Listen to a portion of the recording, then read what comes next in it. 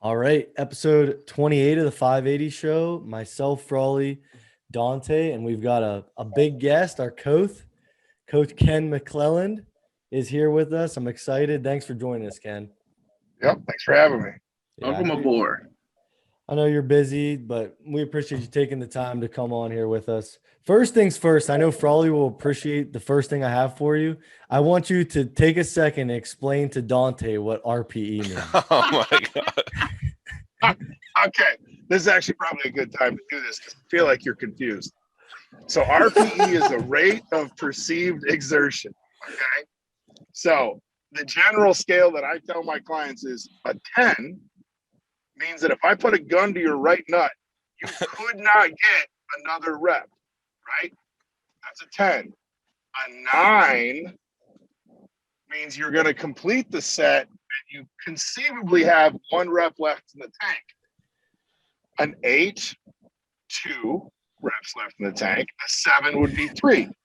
So if I say I want you to hit a set of 5 at an RPE 9, you should conceivably be able to get 6. Okay.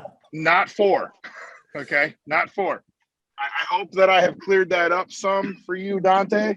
No, if not, I can draw it in crayon. Listen, crayon. Dante's like that dude when you go out to eat and he like orders like, oh, can I get a large pizza, a large fry, a burger? He's just like, you're like, holy shit, that dude's a hoss. And then he eats like 3 slices of pizza and a French fry. Dante just he believes in himself so much. And I'm like, yeah, that was probably an 8 or a 9. Like Cuddy's like, I got 20 more pounds, and he does it. Okay. On that log we were talking about, I showed Frawley the video. He thought I could go up too. So I also watched it again though, and then I was like, I think Josh was right. Josh was right. I felt good. I had to start with that. I knew Frawley would appreciate it. I always tell my clients to err on the side of caution as opposed to failing. So it's always better to leave a little in the tank for next time than it is to blow your load and then be like shot for the next couple of days. Right. So always bear that in mind. But every once in a while you got to roll the dice and slam your dick in a door to learn. So it's okay. True. That kind of leads into that kind of opens up a perfect opportunity for me to ask my question to Ken. Which one of these sucks more as a client? Which one of these two sucks more as a client? Based on what we just said, what we just discussed, I'm gonna have to go with Dante because there's been so many times when I'm like, okay, I want you to hit a set of 5, and he's like, so okay. It was like 3 times. It's like 3 times on log, and it's always log. I get it's never like deadlift. You're like, oh yeah, that was hard, but deadlift moves is always log, and I'm always like getting a video of a set of 4. And I'm like, did I miss one? Hold on. Oh, nope. I didn't miss one. I didn't miss it. It's okay. That's great. It's okay. You got a ton of potential. You're going places. It's okay. I will say, in your defense, Dante, Coath Ken did yell at me for not updating my spreadsheet the other day. So I'm up there with you too. Yeah, at least I update everything. Yeah. Yeah, I appreciate that. I literally was like, did Josh go somewhere again? Like, what the fuck happened? There's not a thing written. Normally you guys are pretty on the ball with that shit. I got a couple other clients that are just like I don't even look to see if it's updated. I just send a text like, hey, update your shit. And I'm like, oh, okay, yeah, I'll get right to it. Yeah. Usually I'm good. Usually I'm pretty good.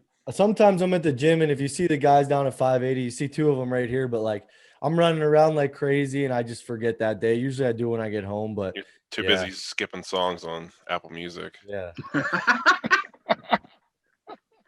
I guess we really didn't even we kind of just jumped right into it, but we've talked about it on the podcast a couple of times, but Dante and I's coach, Ken McClelland, that's who we're talking to right now. I guess we didn't really introduce anyone. Dude's got a very long list of credentials, not just in strongman, but I think in strength and conditioning. And Dante and I did our last show together, and we talked to Vaughn, whose opinion I respect a lot, and I take Vaughn someone I think very highly of, and he is. I told him, I'm like, I need to get a coach so I can focus on, because I coach athletes. I can't focus on myself.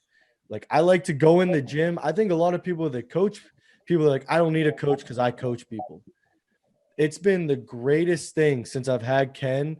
I go into the gym, I get done coaching a group or whatever. Your mind's in a million places. I can just look at my Excel sheet. I know what I got to get done that day.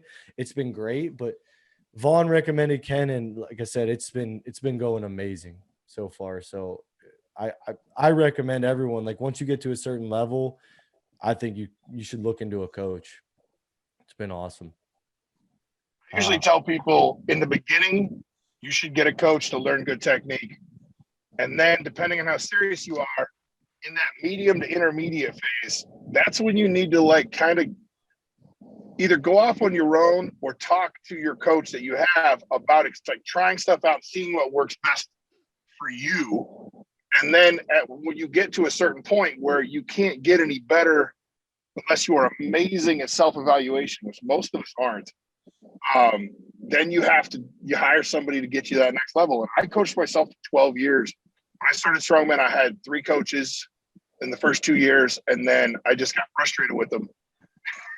And I went off on my own, and I just skyrocketed, taking kind of what I had picked from them. And then I just recently hired a coach because I wanted to take a shot at World's Strongest Man. Sure. And I wanted a different angle, a complete overhaul. And it worked.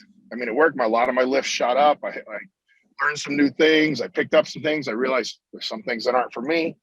And yeah, I mean, if your coach doesn't have a coach or hasn't had one, I feel like that's a warning sign.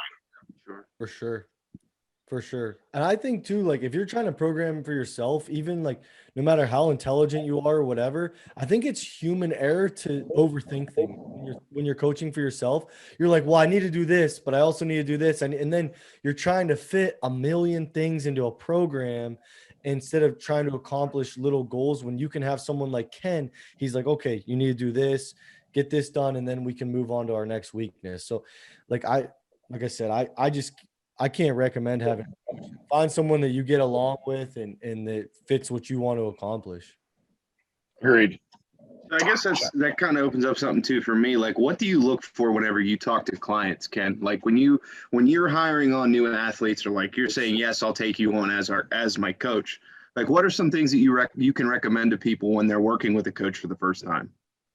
Well, one is, so I send a questionnaire out, and if your coach, I'll tell you this, as far as from a client standpoint, if your coach doesn't ask about injury history or medical problems, get rid of them right away. Like the first thing you should ask a client as a coach is like, do you have a heart condition? Like, do you have a broken vertebrae in your back, right? Like you want to find out like what you're working with. I always ask, what have you been doing? Like, what do you feel works for you?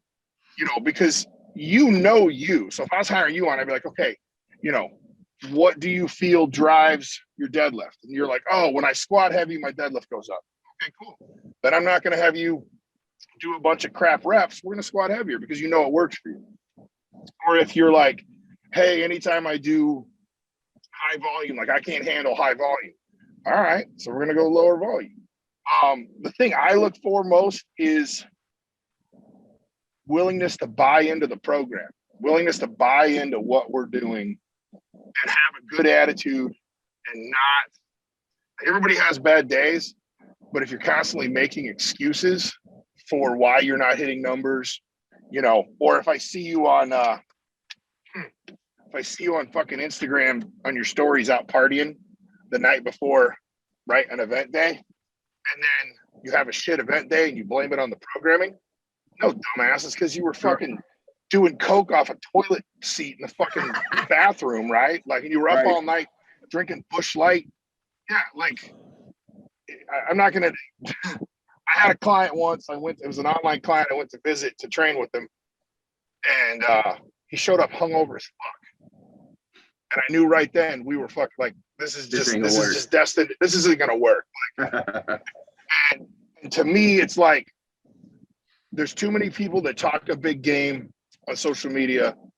Like, I want the guy that talks softly and carries a big fucking stick, right? Like, I want the guy that goes out and puts in the work shows up at nationals and fucking wrecks shit, right? Shows up at contests and just quietly prison rapes everyone there and goes away, right? Like, I don't need, like, I'm not a big fan. I mean, if you want to brag about yourself or celebrate your accomplishments, that's one thing, but don't be putting on your Instagram that you're the greatest fucking thing since sliced bread when you haven't even won a fucking local contest, right? Like, I'm old school. Like, I'm old school. Like, my coach, and I'm 46. My coach in high school, if you couldn't celebrate in the end zone or anything, because he's like, you got to act like you've been there before, right? Right. And that's carried on with me. Like, I don't want clients. I don't want clients to make me look, not only make me look bad, but I don't want to deal with guys that aren't gonna put in the work. Like, none of this is easy. Strength is earned. I made a shirt a few years ago for when I owned a gym, and it was basically strength is earned. Like, this shit, like, you can take some shortcuts and you can, you know, there's plenty of guys that go on gear really early and before they should. And not that I ever, let me caveat that. The use of illegal performance enhancing drugs is never encouraged. Okay. That being said, got that covered. Let's just be honest. Everybody at the high levels is running something, right? Sure. Like, you can't like Louis Simmons once said, I never saw a bottle of test lift the weight. Okay. And I want someone that's willing to put in the fucking work and be patient and understand that strength is earned over a period of years, not weeks, right? Like, I had a client one time, we get in and he's like, I trained for 6 weeks. How come I don't have a 300-pound log? And I'm like, you didn't have a 200-pound log when we started, motherfucker. Like, you think it's going to go up 100 pounds, right? Like, before you hit 300, you got to hit 220 and 240 and 260. And, you know, those are the clients I don't want to work with. Those are the athletes that I just don't want around because they have terrible attitudes. Sure. Right. Very cool. You said, and you had mentioned that a little bit ago that you were hired a coach because you were, you know, all in for Worlds, and this year you were at Worlds as a reserve, and, you know, we were obviously all rooting for you to get in, but unfortunately it didn't happen this year. But can you talk a little bit of, like, you're at the biggest strongman show like in the universe. What was it like being there, and what's it like, if you don't mind, because I know it sucks, I'm sure, but like what's it like being there as a reserve? You know, you're like basically just waiting for someone to, like, something to happen to someone before the show. Yeah. So normally in WSM, I don't know if everybody knows this, so I'll just go over it. So, like, about 6 weeks out, they release the events, right? And there's usually 5 groups, and they have 7 or 8 events usually for those 5 groups. And so, you know, each group will have a squat or a deadlift, and each group there'll be some carryover between them. So, like, this year, 2 groups did a train push and 3 groups did fingers, right? 2 groups squatted, 3 groups deadlifted, right? I hate to cut you off, but I hate that. I hate that. Like, me and Frawley's like very new to strongman. Like, he comes from a powerlifting background like I do, but he's very new to like all this stuff over here. So, like, he was like, he asked me, he's like, why do some groups deadlift and some groups squat? I'm like, that's how this setup is, but it seems so stupid to me. Maybe you can shed some light on that, because it doesn't make sense to me. You got to remember, at the end of the day, the World's Strongest Man is a TV show. Okay, it's there to make money. It's a competition, and it's a big competition, and it's prestigious. But they need, like, things have to look a certain way. Things have to, you know, like, if I just slap 900 pounds on a bar and deadlift it, there's no context for your layman who's sitting at home watching CBS, right? But if I put giant fucking wagon wheels on the end, right, even though it's only 750, I shouldn't say only, even though it's 750 pounds, it looks so much cooler, right? Like, wow, look how much he's lifting. Like, World's Strongest Man is an amazing organization, and they produce an incredible product.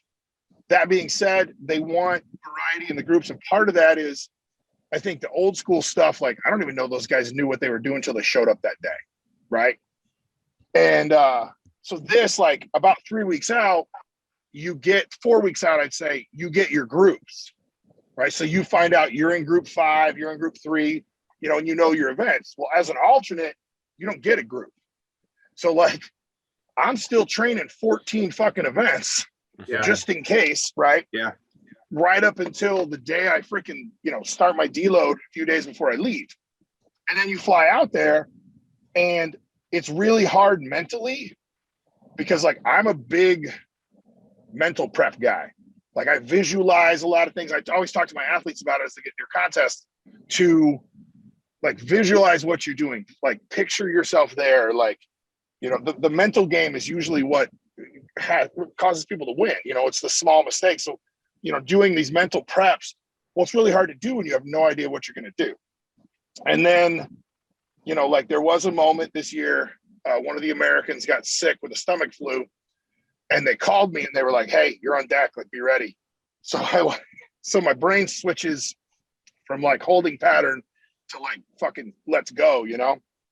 And then about 36 hours later, they're like, he's feeling better. And I was like, fuck. Damn. That had I was like, oh, yeah, funny. it's brutal. But, then they got into it and, it was a great contest. It's amazing to see behind the scenes, like when you get down to that final, man, it came down to stones, Stoltman, Shaw, like just everything of riding on stones. It was amazing. It was a really cool show to be a part of in any way. So Right.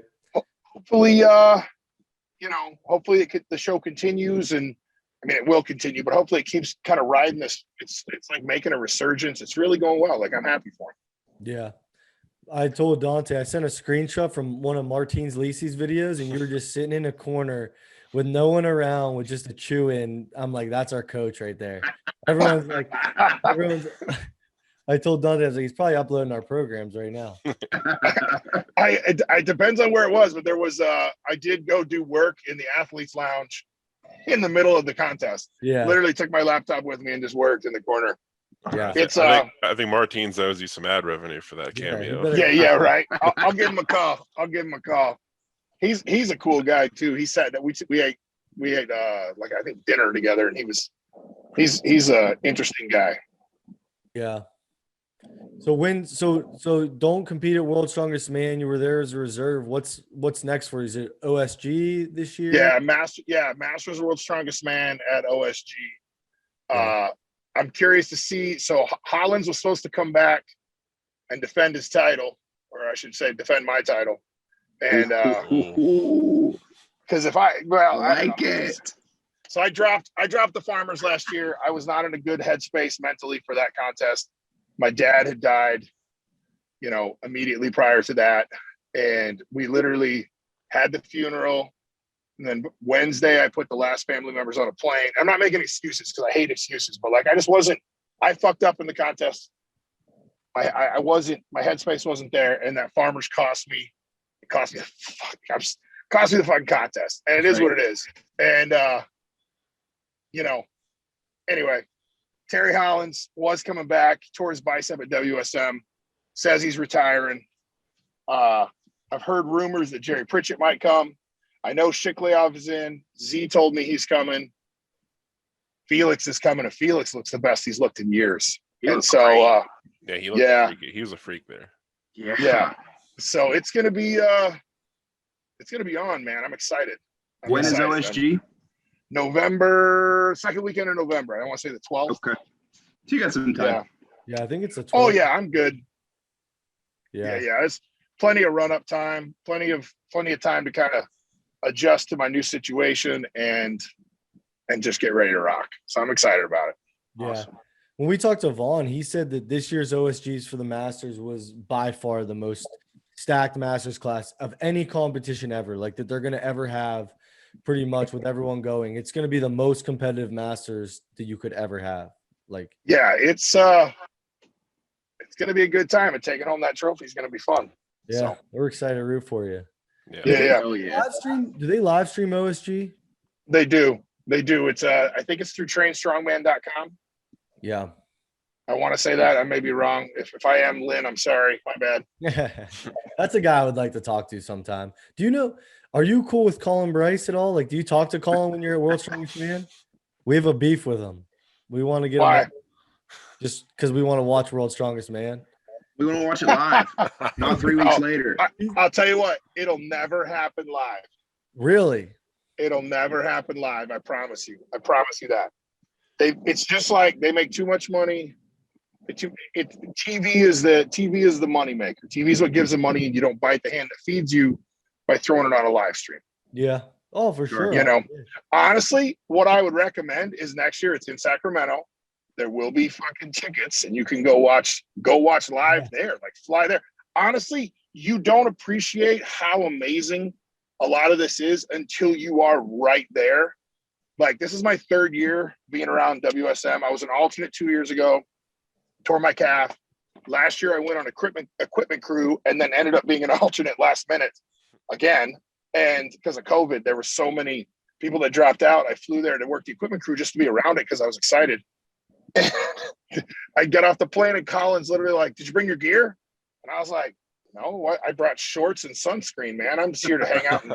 I'm here to hang out in Florida and freaking like move equipment around, you know, and have fun." And he's like, "No, we need you. You're our newest alternate." And I was like, "Holy balls!"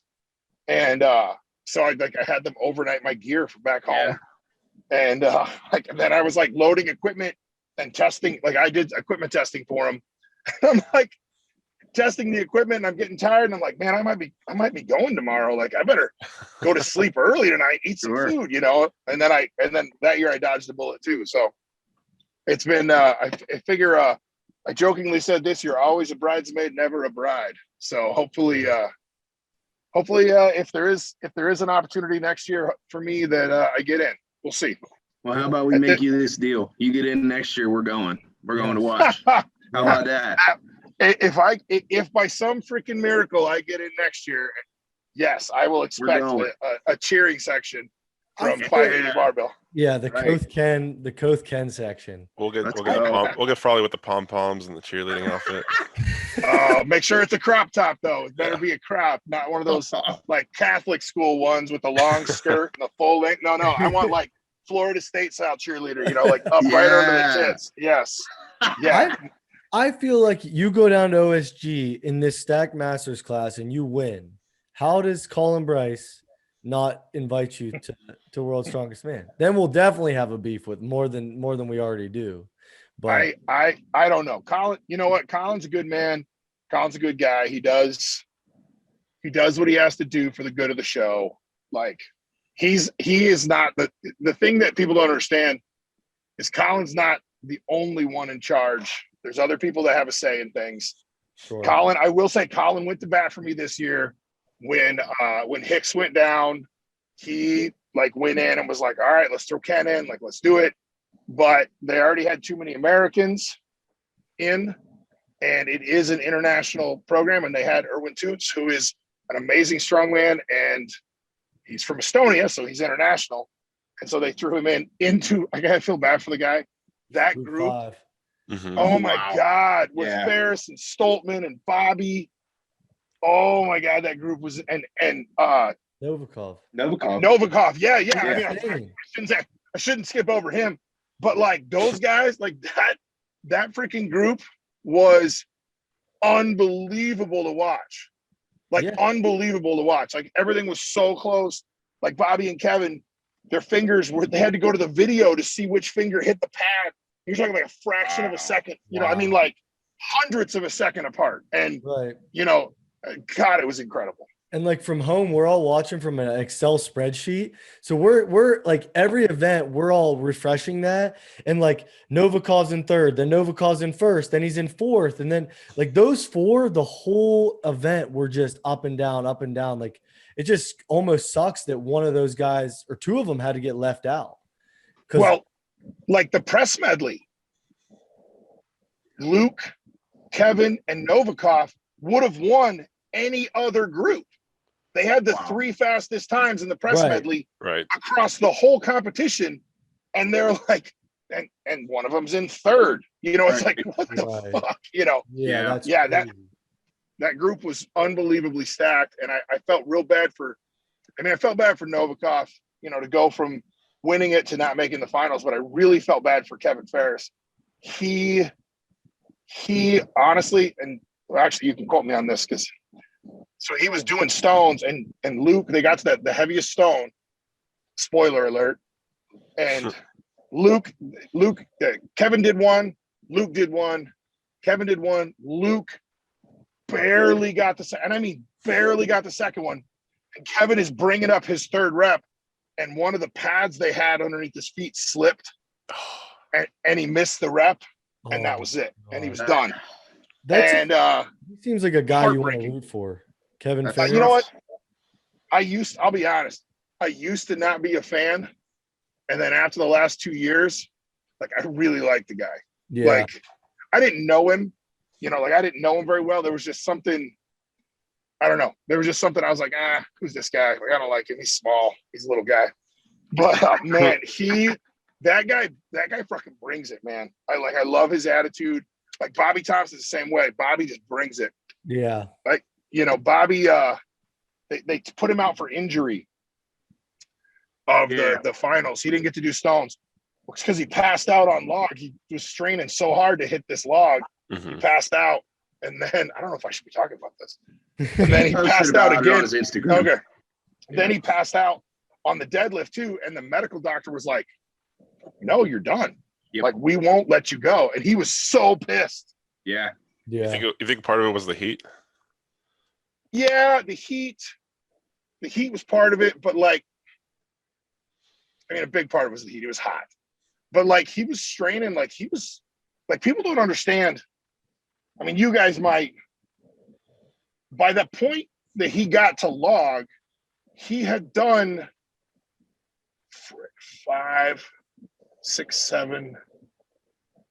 7 events in 4 days, 5 days. You know what I mean? Max effort. Yep. And each one is 100% go.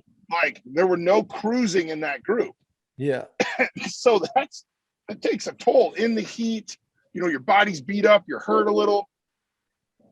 And then you're just he's maxing out on a log. I mean, and then once, the log kind of took it out of him, deadlift, he was just we talked afterwards. I gave him some crap about maybe learn to take a break and set it down for a second, catch your breath and try another rep. And he's like, no. I was like, okay, yeah.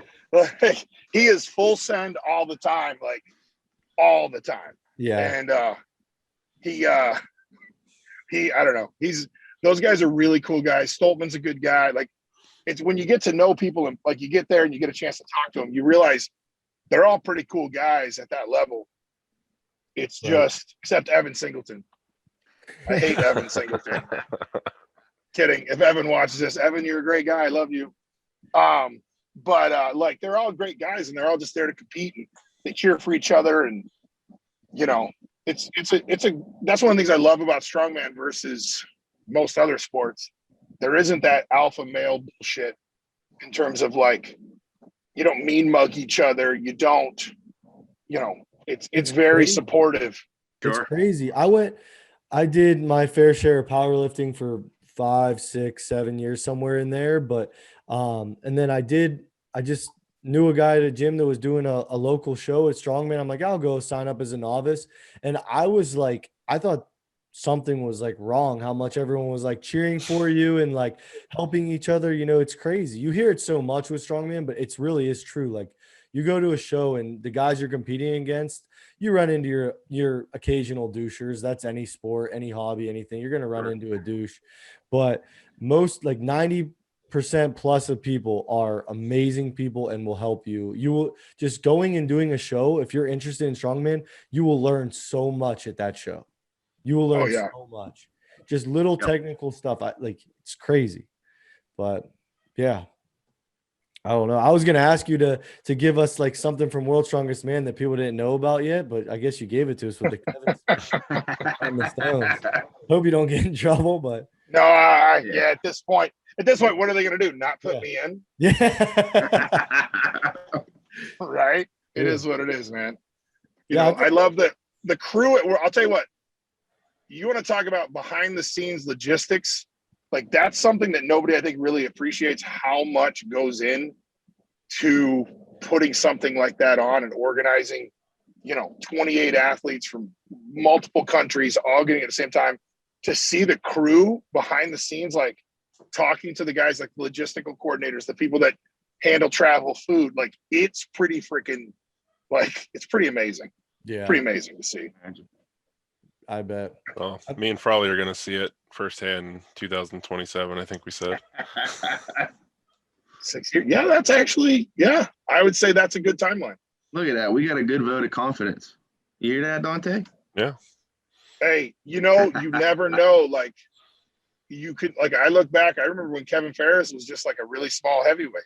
You know what I mean? Like, I can look back and see like Gabe Pena, like Trey Mitchell. Like, I beat Trey at 2017 Nationals, and that kid's there. You know what I mean? Like, right. Yeah, it's so just about that's not overshooting RPE. Is that like RPE 9 or 10? I think it's an RPE 9. Just keep doing what you're doing, you'll be fine. Keep doing what you're doing, you'll be fine. But actually go with the 9, not make it a 10 every time you see a 9. You know. Yeah. Don't round up.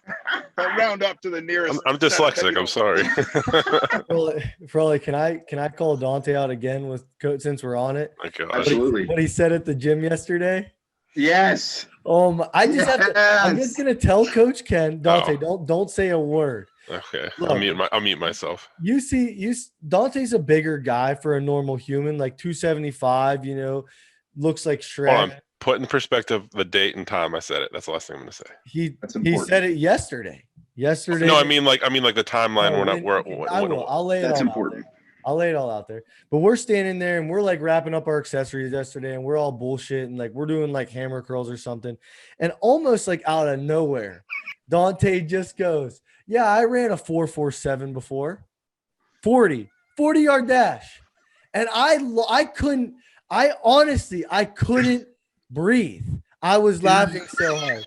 And he's like, and I start calling him out. And another guy whose brother was like a really top level national runner overhears it. He starts making fun of Dante. And like 5 minutes later, 20 people are making fun of Dante in the gym, and he's getting mad.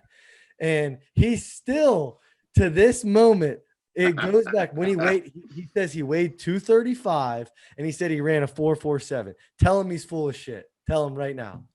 Unofficial 4.47, but it was definitely. Was your dad timing? No, it was my rugby coach. It was your rugby. It was a 40-yard dash. Yeah. So what happened since then? I gained 30 pounds and I stopped playing rugby. But like what I said, Ken, like if you ran against Terrell Owens, right, when he was in the NFL, and he ran like a 4.4 or 4.5, and then you ran no. Terrell Owens, no. He was like, I think he was sub 4.4. Okay, yeah. But you've also got to remember, like at the combine they time electric. I mean, it's possible hand time. Dante, I believe in you. I don't think you guys understand how fast that was. I was good for like 50 yards, and then I gas. I'm telling you, dude, I was fast. Ken, you don't have to cover your mouth. Ken, I run with him on the turf, like when we've done like some conditioning work. Yeah, you run with me now. You run 2 years. You from run a playing. 6 flat now. You run a 6 flat. Definitely 5. All I'm saying is I run with him now, and he's like he's a 5'7", 5'8" guy. I told Josh yesterday, give me a year and I'll be back there. I might be faster now that I have a Coath. Here's the thing.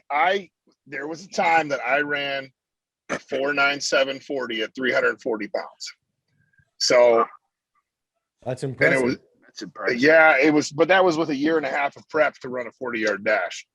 I'll say this. You seem athletic. You don't seem the most explosive, but it's probably because you've been training, I don't want to say incorrectly, but you've been training slow, brute things. No, incorrectly is the right word. My coaches didn't know how to train at all. Well, like, and when you come from powerlifting, that's all static strength. Right. I mean, I didn't even have a coach for powerlifting. You get muscle bound. I mean, like that's how it goes. You know what? I'm gonna go against the grain. I'm gonna give you the benefit of the doubt, and I'm gonna say I mostly believe you. Okay. I don't know if it was 4.7, but that's what he timed me as. I'll give you like couple seconds higher.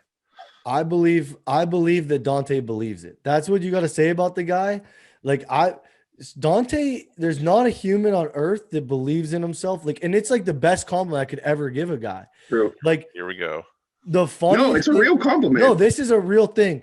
The funniest thing I've ever seen, Dante, I'm not going to name names, but we were at the gym and Dante just got out overhead pressed. Like his max, someone else just out overhead pressed him by like 65, 70 pounds. Like that was when I did my strict press, 265. Yeah, but that individual out overhead your max by like 60 or 70 pounds. And Dante looked right at him and he's like, I'm going to out overhead press you by nationals, which is like 16 weeks away. And he believes it.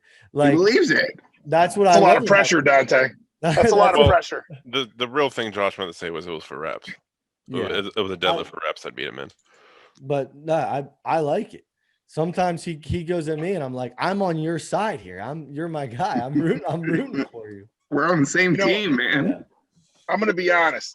That, like, I have plenty of athletes that don't have the confidence in themselves, and it shows when they get to contests. It doesn't matter what I tell them. You know, you can do this. I know you can do this. You know, they always like doubt themselves and freak out. So having an athlete that does believe he can do it and is confident in his abilities to improve, that's huge. Right. You know, we just got to make sure you don't kill yourself doing RPE 11 on everything that says 8. No, I trust my training. That's what I did for PA Dutch. Yep. I trust my training, and I came out with the W. Even though, we were at PA Dutch, and we're doing last man standing stones, and all Dante needed to do was load one stone to win. Literally, just had to load a stone, like the 70-pound stone that no one takes. He had to literally go up like a basketball, palm it, and set it on the top of the platform, and he wins. And he comes up to me, he's like, "Yeah, I'm thinking about opening like." You know, like the 250 stone or something. I'm like, just go load a freaking stone and go get your trophy. I'm like, you just want to humiliate everyone. You know, like, I'm like, just go win. And then we got to pull him back. Like, just come back a little bit, man. Like, just a little bit. Yeah. But that is crazy though. Like what you just said, Ken, like I've always, since I've started competing in either powerlifting or strongman, I always thought it was wild, the people that go to competitions and they're a head case. Like you see, like, I mean, maybe I'm fortunate in that aspect. I believe in myself. I trust the process. I know I go into training. I know how stuff feels. I know what I got. For the most part, you know what you got when you're walking into that competition. You know, there's that 1% of like, holy shit, that guy just hit like a 40-pound PR out of his ass. Like there's adrenaline. But like you'll see these guys on Instagram or whatever in your class or people that are just doing the show and they hit like a 600 deadlift. And you're like, okay, this guy's going to be a good deadlifter at the show. And then they go and they zero the deadlift or they hit like a 525 deadlift. I'm like, what happened to you? Like that almost happened to me though. Remember me in the morning of PA Dutch? I was that's wrecked. Different. That's different context though. You know, that wasn't a strength thing. That was like no warm up. We walked into a cold warehouse, no warm up time, stuff like that. That wasn't but I mean, it happens. Like that's why competition, like gym lifts are cool, but you got to go do it at a competition. That's what people don't realize. It's different. Well, and there's things you can do to equip yourself and prepare yourself for that kind of stuff. So I don't know if you ever watch much Olympic lifting. By that I mean like high level Olympic lifting, like not CrossFit shit. Right. If you watch an Olympic lifter if you watch an Olympic lifter approach a bar, they treat 40 kilos, 60 kilos the same as 260 kilos, right? They walk up, their setup is exactly the same. Everything is exactly the same. And what I try to tell a lot of athletes is like, you don't do a different warm-up the day of the show. You do the same warm-up you do at your home gym. So if you do bands, bring some bands with you. If you do some jumps, do some jumps. Like your body, like psychologically and physiologically, when you go through your warm-up, whatever it may be, right? If it's some calisthenics, some mobility, whatever, your body goes, oh yeah, we're supposed to do shit after this. Like every time we do this stuff, we work out, we train, we lift heavy stuff right after this. And if you get into a routine, so I trained this UFC fighter a long time ago, and he went to the UFC. His name was Jesse Lennox, and we had this warm-up routine, and it was some calisthenics, some mobility stuff. And he looked a little goofy backstage of the UFC. Everybody else is, hitting mitts and whatever. And he's doing cossack squats and high kicks and things to warm his hips up. But that is a calming, centering thing just speaking like a hippie language. It kind of brings you back to, okay, this is just like what I do in the gym, right? And if you approach your 800-pound deadlift the same way you approach your setup is the same. Like, so when I'm deadlifting, if I'm deadlifting 200 pounds or I'm deadlifting, you guys still see me? There you go. Yeah. Let me plug my phone in. If I'm deadlifting 200 pounds, I approach it the same as if I'm deadlifting 700 pounds or 800 pounds. The steps I take, the way I grip the bar, the way I lock in, the way I breathe. It's the people that change things for the big stuff, right? They do it completely different. They warm up differently, whatever. They seem, in my experience, to have the most disappointing performances when it comes down to game time. 100%. Right? It's so that's crazy. Something I always tell my clients. It's crazy how people get like that cabin fever when that deload or whatever hits before a show. And if you're thinking like, oh shit, I need to do something like a week out, dude, it's too late. Don't change your, like, I think was it Brandon Lilly that had that old big rant about like, if you've been eating cheeseburgers your whole training cycle, why are you switching to bison like 5 days out? That's like the truest thing. All that's going to happen. Yeah, sure. I'm sure bison is a lot better for you than eating McDonald's cheeseburgers, but your body's going to be like, oh shit, I've been eating McDonald's for 16 weeks. Why is this guy now giving me bison? Yeah, don't change it.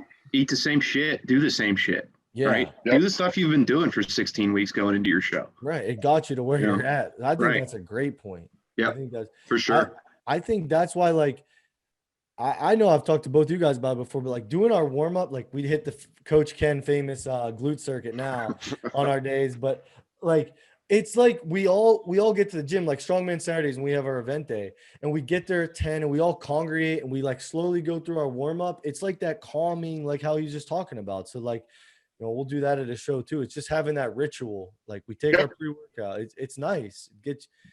I'm a creature of habit, so I know it helps me out. For sure. Yeah, and if you go in and you have to do something completely different or you do something completely different because you're worried about being at the contest, it's going to throw you off.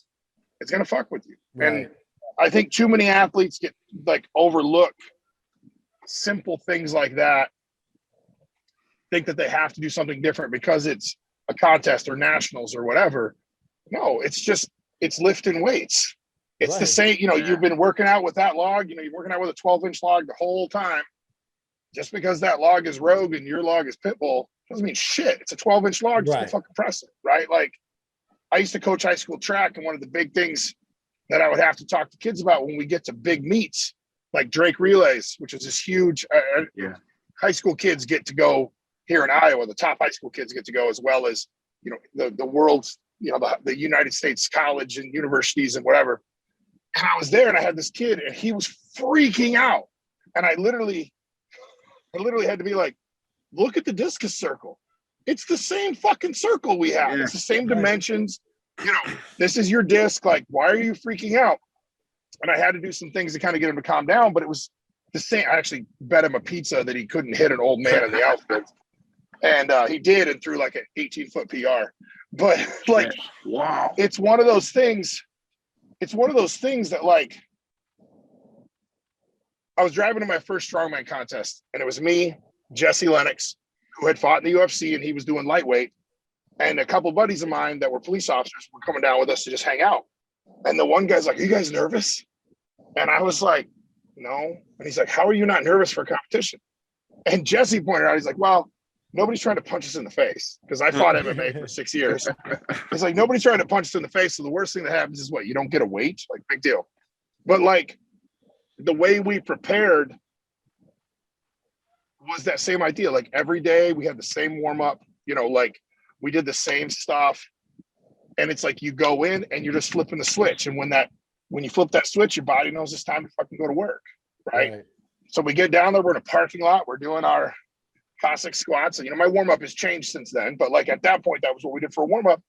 And like we're in a parking lot, everybody else is, walking around doing weird shit, doing deadlifts, like deadlifting the dumbbell or whatever. And we were like, the fuck? Like, no, we're just doing our warm up. And we both had great contests, you know, and I think the mental game is the thing that's the most overlooked by most athletes.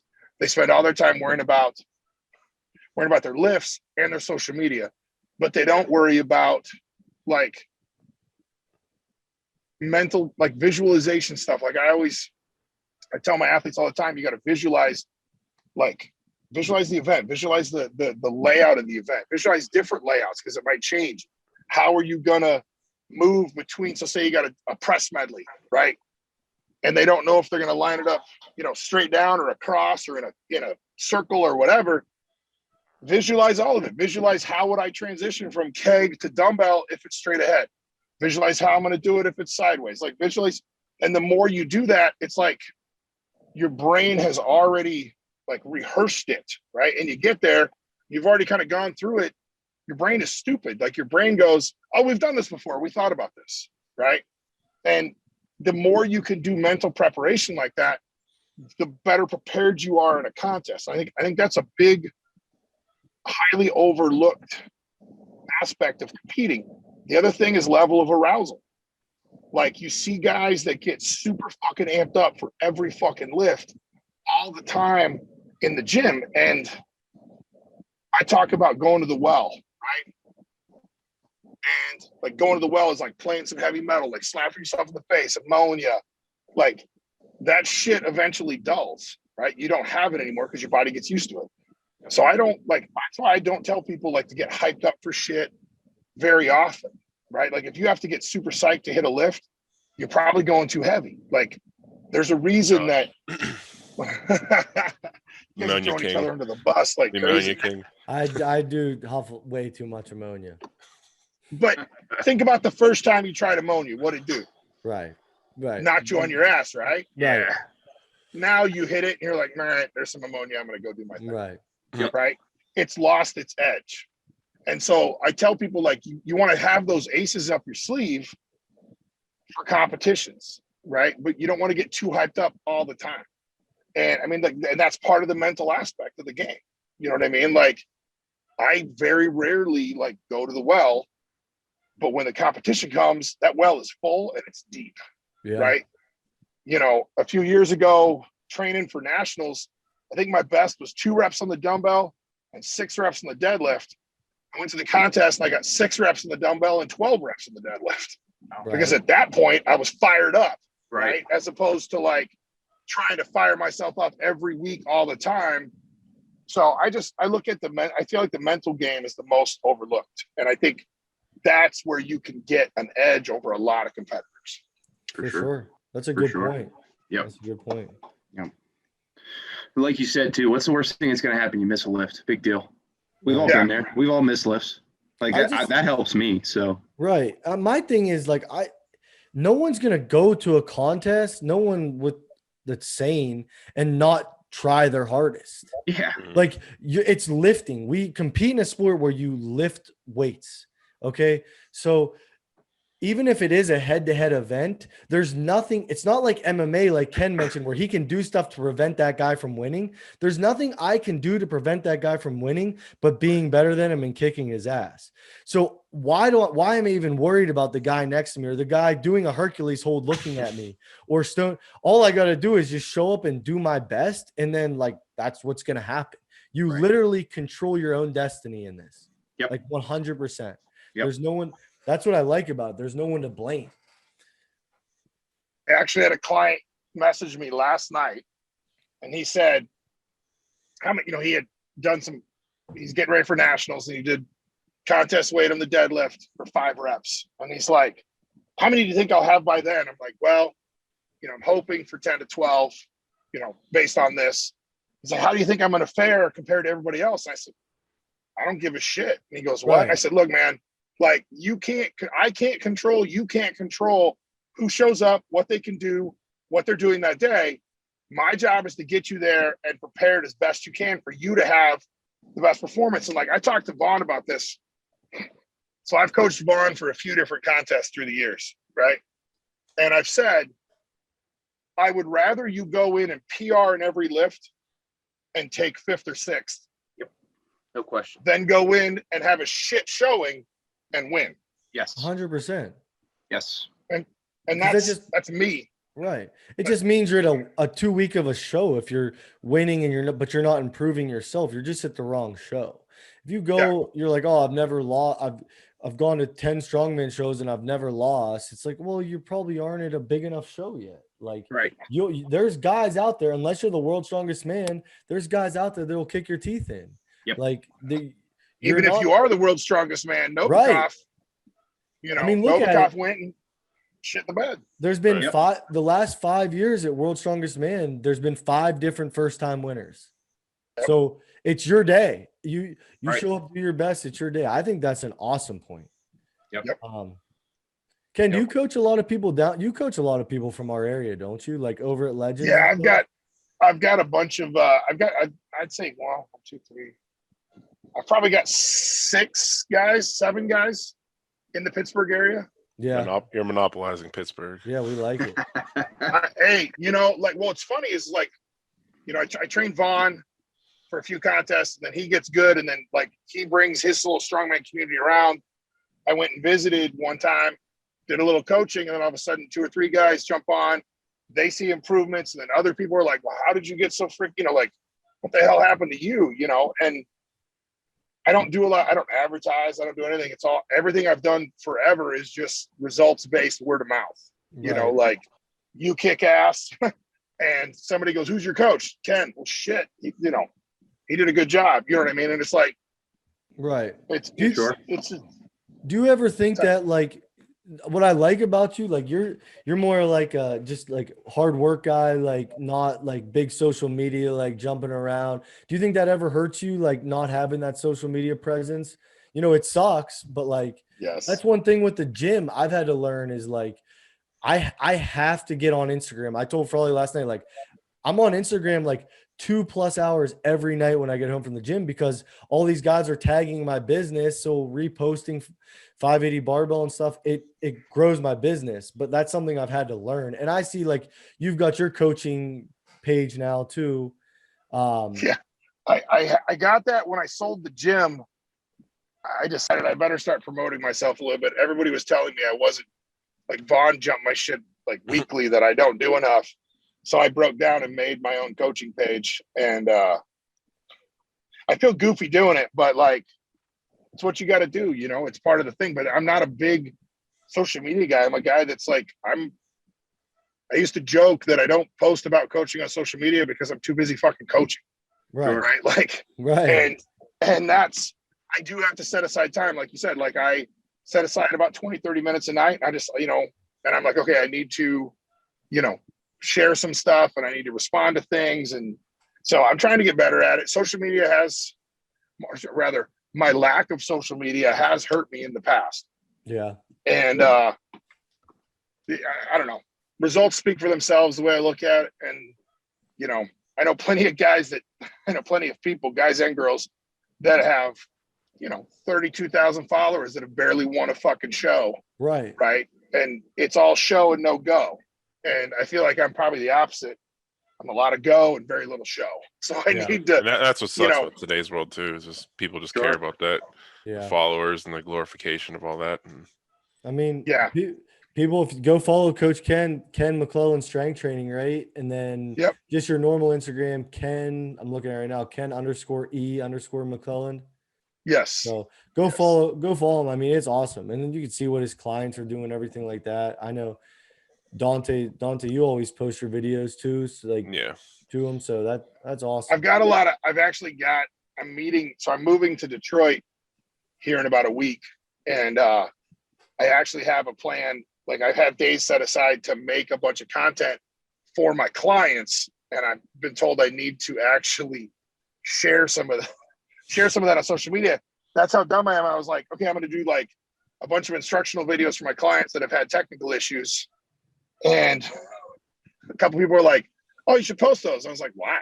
And they're like, "What?" I'm like, "Well, no, it's, I'm making a bag video for, 2 or 3 clients. I'm making a, dumbbell video for this client. And they're like, "Yeah, you should post those on public." And I was like, "Oh." Okay. Just that's how I'm bad at social media. I'm too busy posting dad jokes on my personal page because because I just find them hysterical, and I'm like, oh my God, somebody's gonna laugh at this. And so I probably, and if I had $1 for every person that comes up to me and is like, oh my God, your fucking Instagram page is the best, like all those bad jokes, and I'm like, my job here is done. Thank you. Coath Ken's next trending meme page. We gotta make it happen. We already started with the Dante RP meme. Yeah. Oh God, that cracked me up. That cracked me up. Yeah, so I mean, you're moving to Detroit. You're gonna be a little bit closer to us now too. So I'm excited for the next time you come down. I've never got to meet you in person. Hopefully, meet you at Legends. Maybe one visit, get you to do some coaching down at 580 too. We're not far from him. We're about 45 to an hour away from Vaughn and those guys. We're on the other side of Pittsburgh, right by the airport. Yep. So yeah, I plan on trying to get out there at least once every other month, if not more. That was part of, there's a number of reasons I'm moving to Detroit. That was part of it, was to be closer there, closer to Columbus. There's a lot of important people that are important to me in Detroit. And I really, I have some good opportunities for business and personal growth and things like that. And so that was motivation, but it was also like Vaughn said, he's like, dude, you can drive here. Like, yeah, I can be up in Pittsburgh. I can be down at Columbus for, go to Rogue and train at Slater's Hardware and, right. Yeah. So you can submit you move for Vaughn. Let's be real. It was 100% for Vaughn. I just didn't want to be in Pittsburgh all the time. I just, I didn't want to be living in Pittsburgh all the time. Keep it on the down low. Yeah. Well, we wish you best, obviously, with your move and everything. I know that's a shit ton of just moving in general is like the biggest pain in the ass ever. So yeah, wish you the best. And I can't speak highly enough about Coach Ken. And so if you're interested in strongman, you're listening to this right now, hit him up. Follow him on Instagram at those pages we gave. And, I just appreciate you taking the time and coming on to be here. Thank you. Yeah. I'm happy to do it, man. It was fun. I had one more question. Do you think like down the road you're gonna kind of like make some sort of like coaching website where you're gonna make like programs or ebooks or anything like that for people? I don't know. Vaughn keeps telling me I should write a master's ebook because I'm actually pretty good at training masters. But I don't know. It's definitely something. I feel like the problem is with that kind of stuff, the market is saturated and it's hard to set yourself. You don't want to make something too generic or anything. Well, and part of my problem is like I have some kind of generalized templates that I run in my head. Like, this is what I like to run. These are the splits I like to run. But all of it changes depending on what each athlete needs. So I train Corey Butler. She just set the American record in the axle clean and press. Nice. And like her program looks incredibly different than yours, right? And the stuff I write for you, because you guys are getting ready for different stuff and we have to focus on different things and different weak points. Whereas, then you look at Vaughn's, his is incredibly different because he's older than dirt and,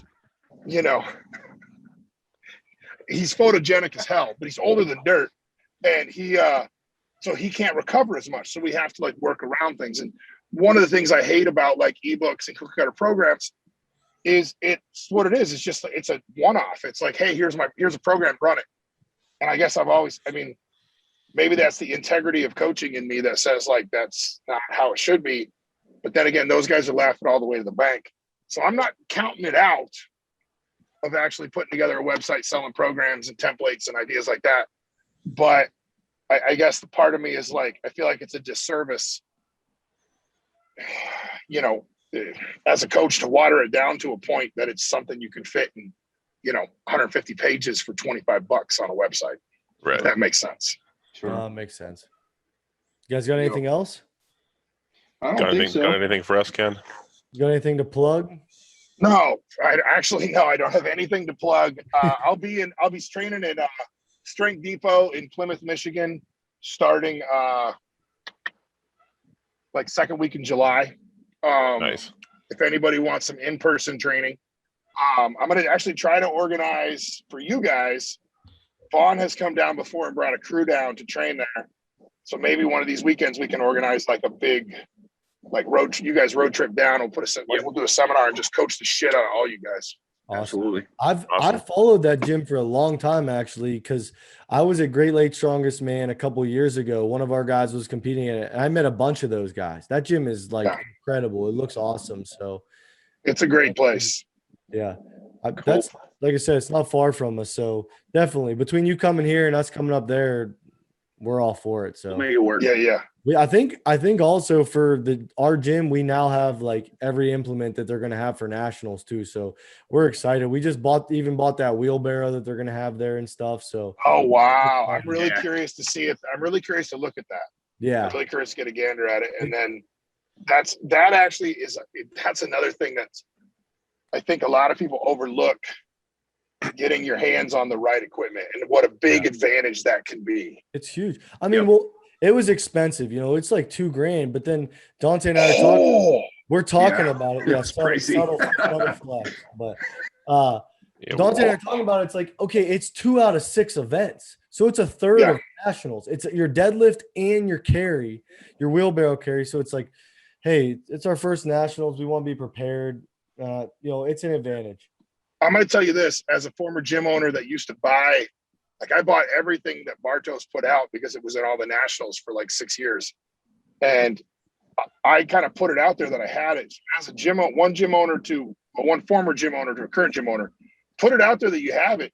You will get a lot of day passes of guys coming up to get their hands on it and mess with it. Put it out there and get it out there. You share that you have it. I'll share it, like that kind of stuff. Like you will end up getting people showing up there to freaking do it. Yeah. We had people driving from freaking Minnesota and somewhere else to come down and use our Bartos stuff. Yeah. Bartos is like 45 minutes from us, and he's such, I don't know how much you've got to talk to Mike, but he's amazing. He's like a great guy. I tell everyone, if you go, because when I buy my stuff from Bartos, I just go pick it up. And I'm like, I tell people, I'm like, you better have 2 hours set aside, because Mike will talk to you and he will not stop talking until you tell him, like, dude, I literally have to leave right now or my fiance is going to leave me. I say that in the nicest way possible. Like, that's a guy we should definitely get on to. Mike would come on, but he makes the best equipment and he puts out, he's also like you in a regard, Ken. Like, he's not a social media guy, but he's learning it more and he's putting out like crazy content that shouldn't even be free. Yeah. Yeah. He's putting out like 10-week cycles of strength programs that he does. His freaking customer service was unbelievable with that business. It's so unbelievable. It's overwhelming. I told him, I'm like, Mike, your customer service it's the best thing it's not possible to have better customer service than you. Like, he will respond to you at 11 o'clock at night if you send him an email. I'm serious. Yeah. It's insane. Oh yeah. He did to me, because I remember I emailed him late one night about something, thinking, I'll hear from him tomorrow. And I had gone upstairs, taken a piss, was getting in bed, and I had a reply. Yeah. And I was like, what? I was like, oh my God. Yeah. He makes the best stuff. He makes such high quality equipment that it's unbelievable. Yeah. When I sold the gym, I had 2 male stainless steel, 2 big stainless steels, 2 small stainless steels, the women's dumbbell, the men's dumbbell, the men's log, the women's log, the PR platform, and the band platform. I think that's it. Yeah. And I mean, honestly, his stuff was so well made. It's unbelievable. Yeah. I've got some stuff from him now. And like, we actually bought like his adjustable Atlas Stone platform, and it's unbelievable how heavy. Oh, I wanted to look at that. So I'll get a chance to see it when I get up there. Yeah. It's nice. And I bought like a bar. I bought his swing thing. I'm going to get a PR platform soon, because I just love the convenience of that. Like, it's awesome. But yeah, long way of saying thank you. And of coming on, and man, we really can't appreciate it enough. Go follow Coach Ken on all his social medias. Hit him up if you're interested in coaching. Follow the gym, 580 Barbell. Follow us on Facebook. Subscribe to the podcast, 580barbell.com for any of the merch. So yeah, thank you, Ken. Thanks, Ken. Hey, make sure you have some XXX shirts when I get up there.